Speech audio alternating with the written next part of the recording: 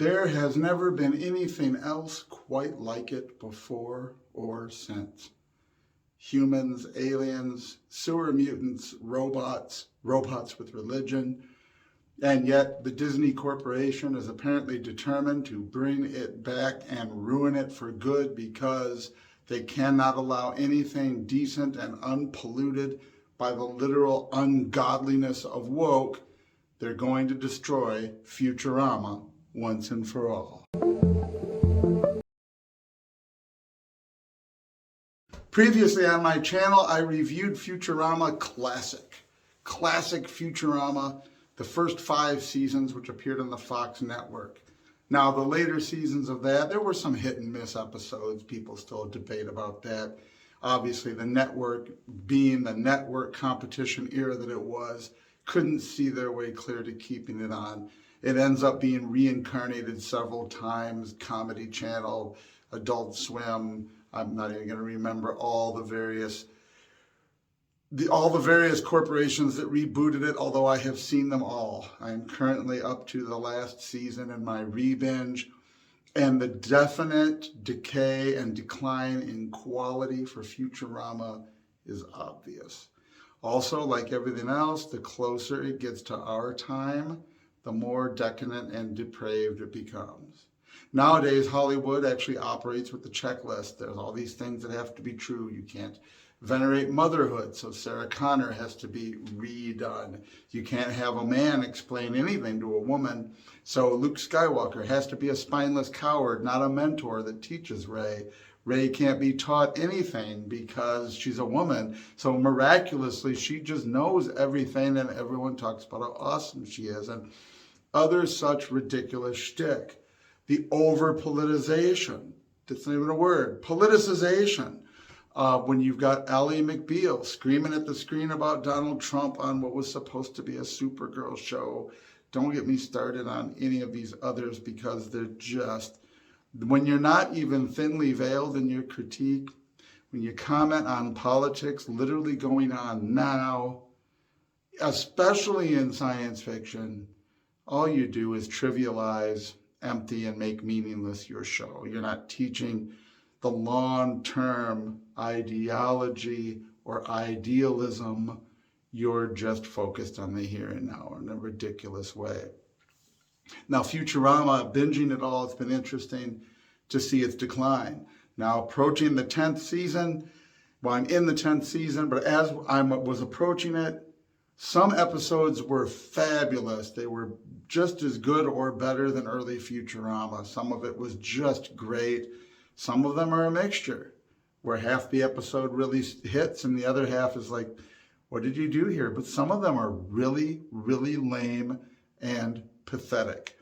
I had a hard time getting through the stupid presidential election one. A good, perfect case in point. The early seasons, they brought in Richard Nixon as a character. We were far enough past the Nixon administration that not a lot of people felt too personally about that. And they didn't go into detail about issues related to Nixon. They make him sort of a parody of himself, the way the common culture looks at him, which I disagree with historically.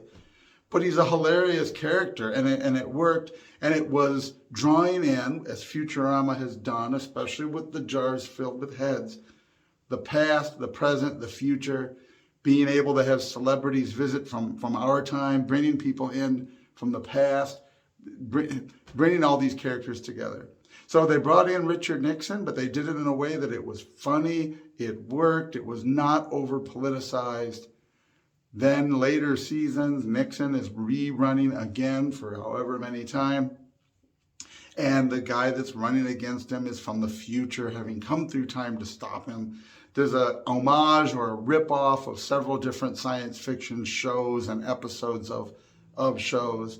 But of course, the whole thing is really about Barack Obama. The whole thing goes on about his Earth certificate. Can he prove he was born here? And just essentially ridiculing the Constitution of the United States, which requires you to be native born. The whole farce of that being turned into a farce to mock people and make them out to be stupid, idiot morons and racists because, they wanted to do what was legal, felt like it actually mattered what the rules said, and were that silly. It was an altogether puke-worthy episode that I almost stopped and almost skipped, but I choked my way through it. But again, completely different than what Futurama would have done in the early seasons, when we saw Richard Nixon run and he got the robot vote because he stole Bender's body, then he got another body.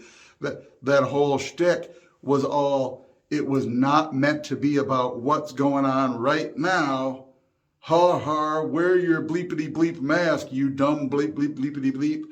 That's pathetic. That's not comedy, that's not humor. And you're not promoting ideals for the future. You're just sniping at your political enemies in the here and now. The other big one was the hilarious early season, I think it's season 3 episode, where Fry downloads Lucy Liu into a robot and all he wants to do is make out with his Lubot. And there's the documentary about the Marilyn Monroe bot. And not only do they deal with the issue of human sexuality and automation, they actually drive home exactly how bad it would be. In a humorous way that only Futurama could do, they address something I always thought about the Star Trek holodeck from the Next Generation onwards. Given that humans are inherently sinful and we're born with lusts and desires, if we had that technology, we would never leave the holodeck.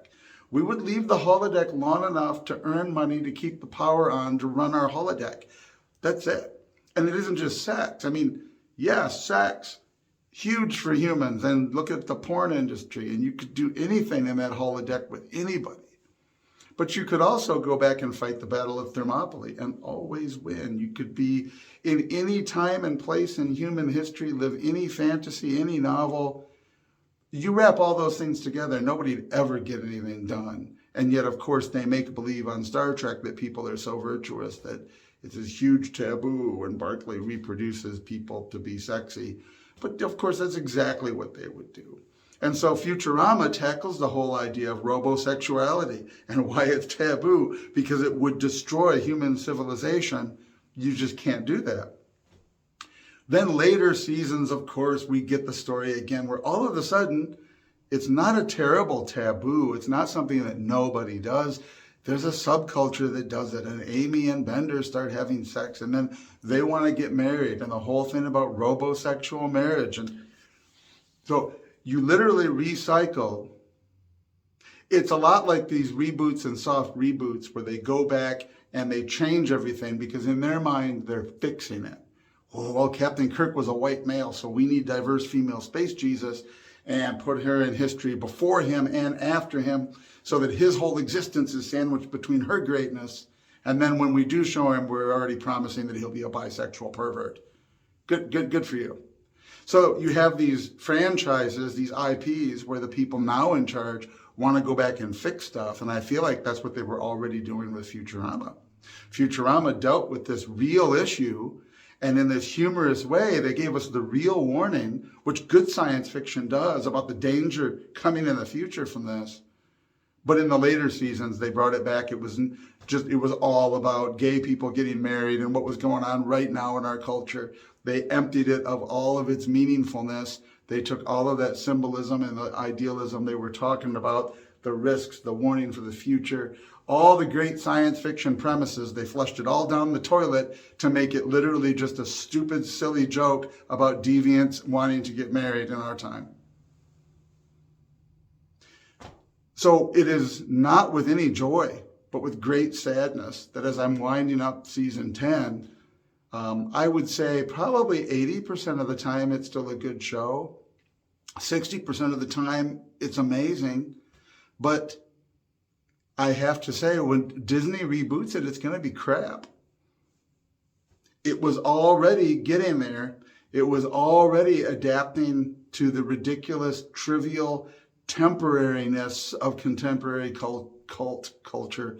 It was already going downhill and looking to be attached to idiots that make jokes about masks and how much they hate people because it's the only thing that they laugh at is picturing their enemies dead. Working that stuff into the story, that's all Disney Futurama is going to be. And it was really superfluous how much they end up paying Bender to come back and be Bender's voice. I'm blanking on his real name. But it's superfluous because what I figured they didn't need him. I figured they were going to let it go because they were going to gender bend him like that character. They were going to swap him out for, you know, a female robot or make him a gay female robot, a transitioning robot. Or I figured that's what they would do. And of course, they still could because that's where it is now. It's going to be crap because Disney doesn't seem capable of making anything that isn't garbage. And they keep digging up the bodies of the dead and desecrating them.